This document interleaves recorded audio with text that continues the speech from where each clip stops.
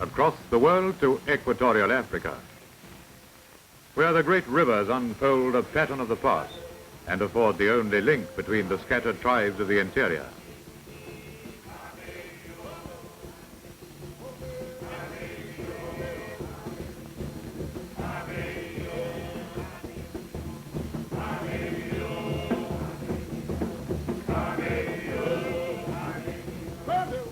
In whose swift-flowing waters the natives fish with spears and primitive baskets. And from which the women draw their water in primitive gourds.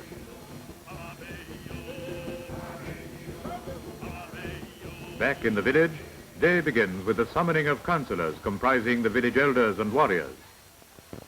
All assembled, the chief begins to exhort his followers and to seek their advice.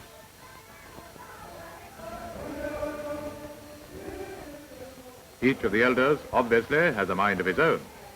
No yes men here, or rather. Agreement in principle having been reached with the elders, the chief turns his attention to the more warlike section.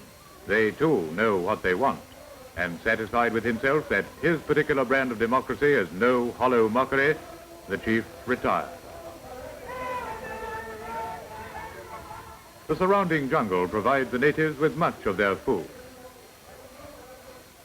Hunting with primitive weapons, these natives bring in their kills.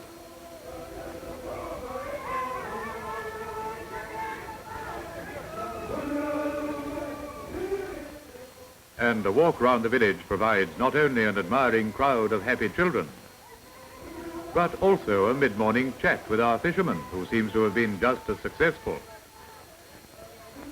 Oh, surely he's not telling about that one that got away. We are not amused.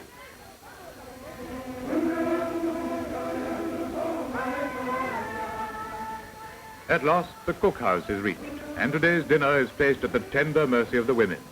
No excuse for tough meat here, and no blaming the butcher.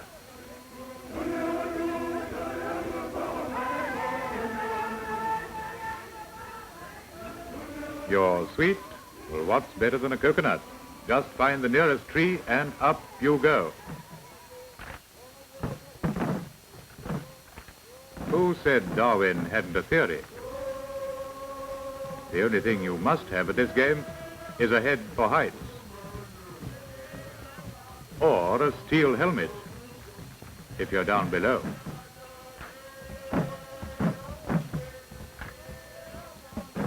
If coconuts aren't your fancy, then what about these? Ripe and ready for eating, the bananas are gathered from the trees by the young village maidens. Here, modesty begins after marriage. In the meantime, they, like the men, work for the benefit of the whole community.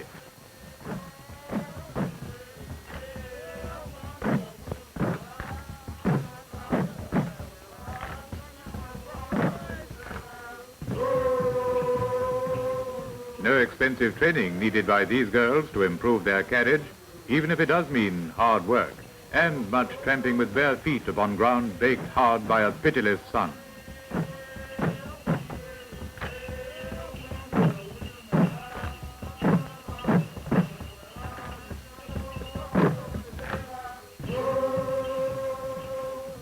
And for the afternoon cup of tea, a little goat's milk.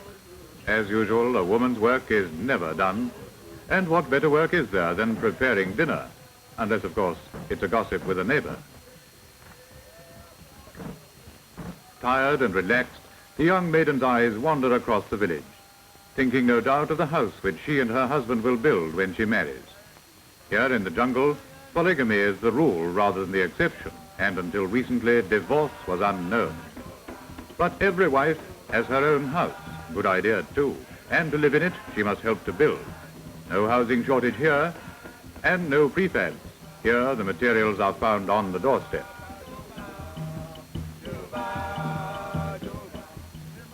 Lunch is served, and the head of the family gets his first, whilst his wives content themselves with the leavings, and then clear away.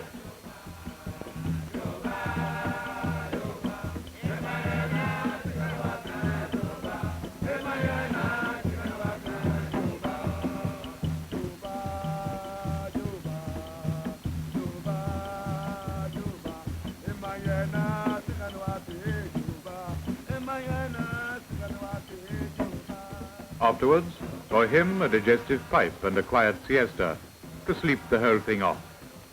And for the women, well, there's always the dirty dishes. Pipe smoking is popular here. Maybe tobacco isn't very expensive. And if you haven't a pipe, there's always your friend to lend you one. And this, gentlemen, is the witch doctor, a man of infinite power over these simple folk, beating out a rhythm of hatred and voodooism, and stirring within them a frenzied belief in pagan gods and evil spirits.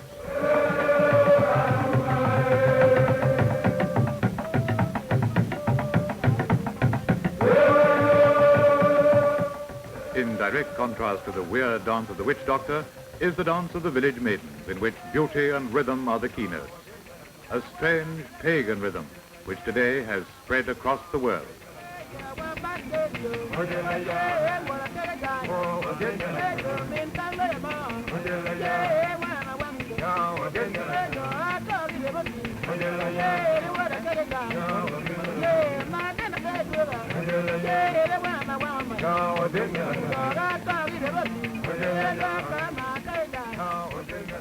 A style of dancing which has been imitated by the West and has given us the wild, neurotic dances of today.